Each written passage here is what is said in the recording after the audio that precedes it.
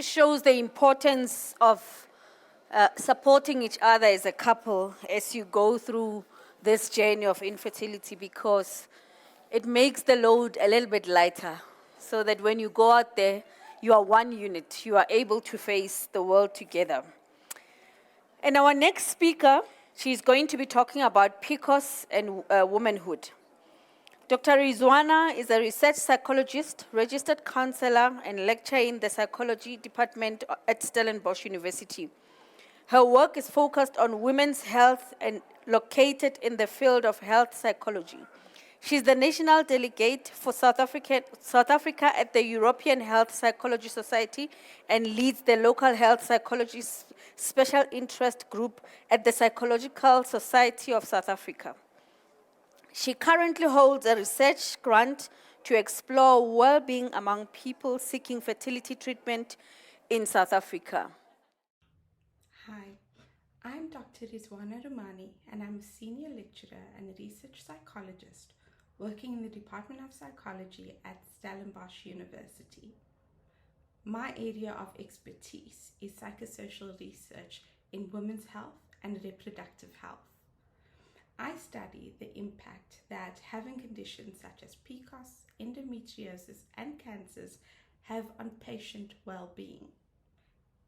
In this presentation, I will speak about the impact that PCOS has on women's mental health and how it impacts our perceptions of womanhood. If you'd like any more information, please contact me by email on rizwanaroomaney@san.ac.za. You may have chosen to watch this video because you or a loved one have been diagnosed with PCOS. If this is the case, you may have spent quite a bit of time searching for information about PCOS, its symptoms, and how to manage the disease. But in case you haven't, it may be useful to recap some of the symptoms of PCOS.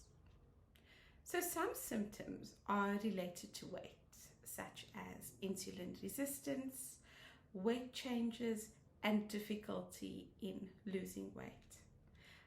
Other symptoms are related to physical appearance, and these are acne, excessive facial and body hair, male pattern baldness, and thinning hair.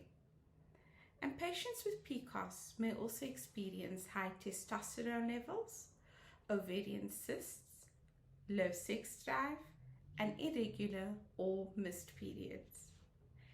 Many patients with PCOS also report symptoms such as fatigue and mood changes. And importantly, infertility is also a symptom of PCOS, and this is one that can have a significant impact in patients' lives. So, looking at these symptoms, especially the ones that are associated with appearance, we can see that many of them are the opposite of standardized beauty ideals that are perpetuated in society and by the media.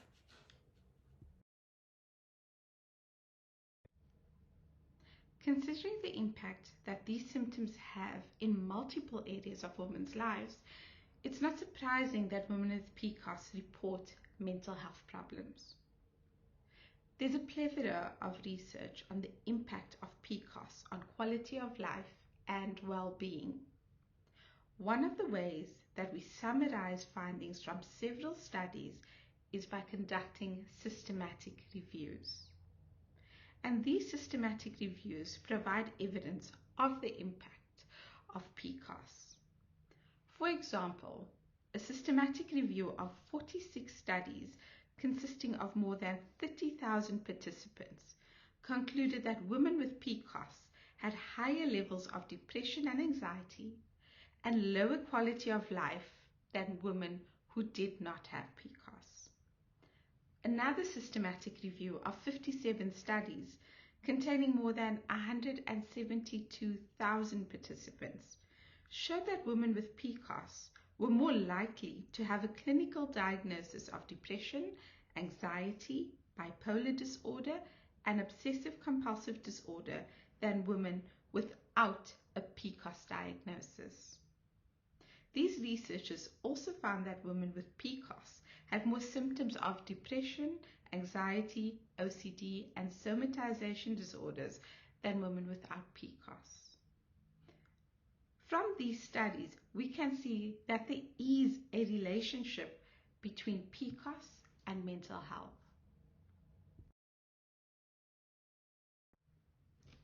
But the relationship between PCOS and mental health isn't a straightforward one, and we still need to understand the complex mechanisms operating between them. So one aspect that we need to understand is how body image and self-esteem impact mental health. To show you more about this relationship, I'd like to tell you about a study published in Fertility and Sterility, a top international journal. The study enrolled 189 women with PCOS and compared them to 225 women who did not have PCOS. And the researchers found that women with PCOS had worse body image distress than women without PCOS. Interestingly, they also found that different aspects of body image distress mediated the relationship between PCOS and depression and anxiety scores, showing that body image distress also plays a role in symptoms of depression and anxiety in women with PCOS. And this is an important finding because it means that psychological therapy aimed at improving body image may decrease depressive and anxiety symptoms. Our local research with South African women shows that women with PCOS report low self-confidence, self-esteem, and poor body perception. So if you experience any of these, you are not alone.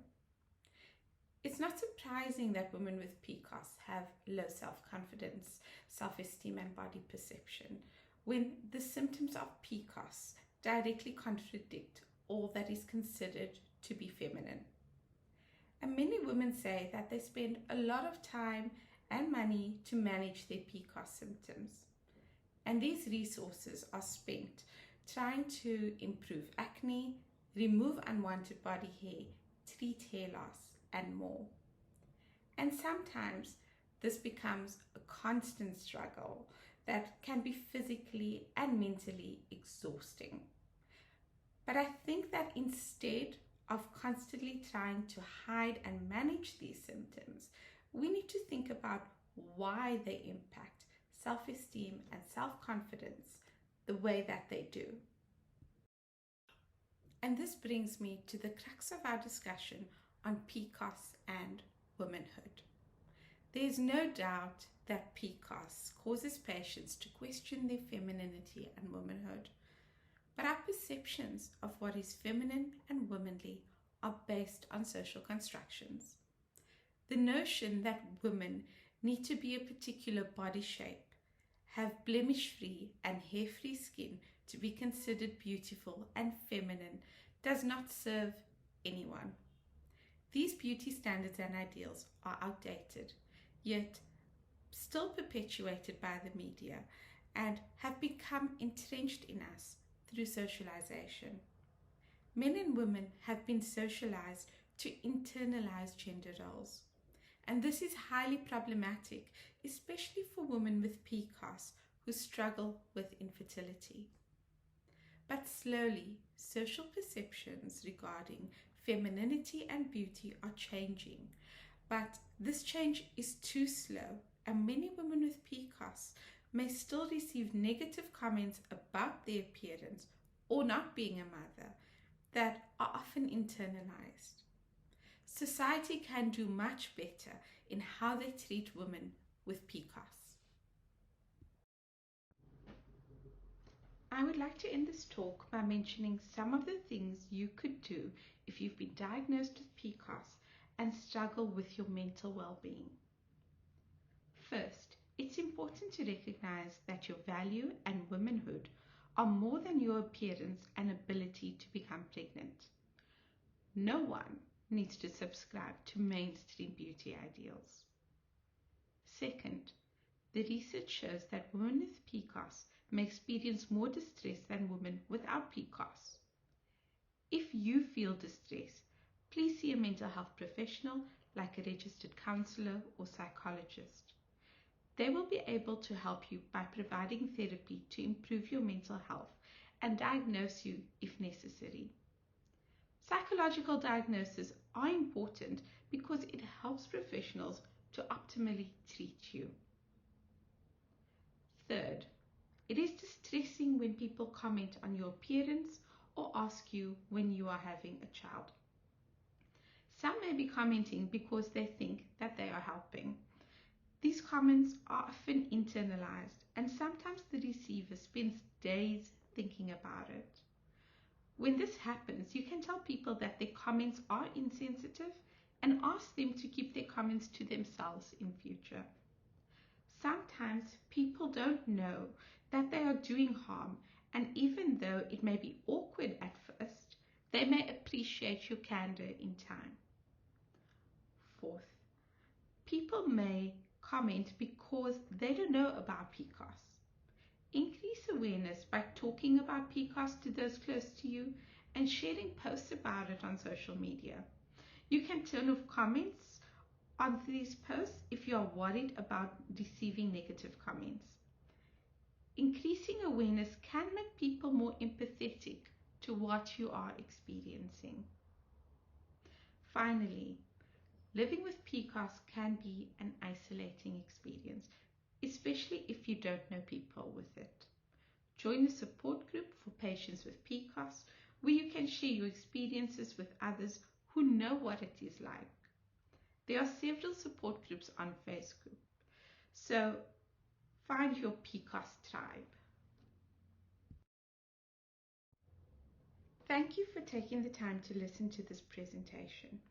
Please feel free to contact me if you need any more information. Goodbye.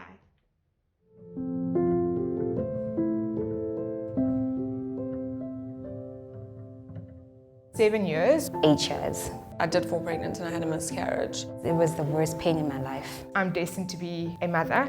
Yeah, it's become our world. We can't be silent about it. Women don't want to talk about this. But what if we put our problems there for everyone to see, to help other people? The Salome range of products tackle issues of infertility, menstrual pain and heavy menstrual bleeding.